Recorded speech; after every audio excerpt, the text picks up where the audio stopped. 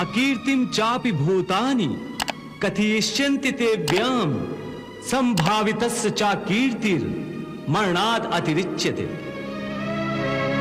इस धर्म युद्ध में यदि तुम मारे भी गए तो तुम्हें वीर गति प्राप्त होगी, तुम मर कर भी अमर कहलाओगे, इसलिए युद्ध करो।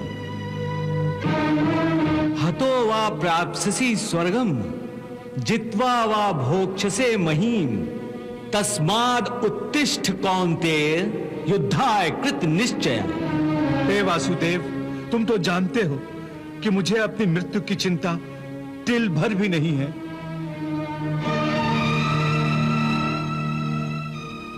हे अर्जुन, मैं जानता हूं तुम इस धर्म युद्ध में अपने प्राणों की आहुति देने से जरा भी नहीं घबराते। तुम्हारे हृदय की यह दुर्बलता केवल अपने संबंधियों के आदर में है, जो इस धर्म के क्षेत्र में अर्थहीन हैं। तुम्हें अपने संबंधियों की मृत्यु की चिंता है, परंतु तुम्हारा यह विचार तुम्हारे अज्ञान का खुला प्रतीक है।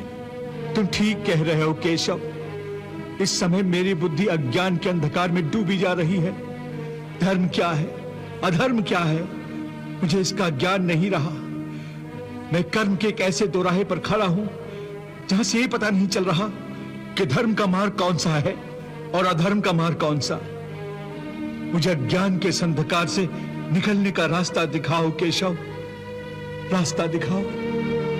हे पार्थ, मैं तुम्हें इसी अज्ञान के अंधकार से निकालना चाहता हूं। इस अंधेरे में अंधों की भांति हाथ पैर मारने के बदले अपनी दूर दृष्टि को एक दिशा दो और देखो इस सृष्टि की ओर। इस सृष्टि में जो जन्म लेता है वो निश्चित रूप से मृत्यु के अधीन हो जाता है। इसका अर्थ यह है कि इस मृत्युलोक का हर प्राणी, चाहे वो मनुष्य हो, पशु हो, पक्षी हो या फिर पेड़ पौधा हो, हर सांस लेने वाला प्राणी अपने जन्म के साथ अपनी मृत्यु को भी लेकर आता है। हर प्राणी को एक ना एक दिन निश्चित क्षण पर मरना अर्थात अपना शरीर त्यागना ही पड़ता है। इसलिए तुम उनके मरने की चिंता छोड़कर अपना कर्तव्य समझकर युद्ध करो।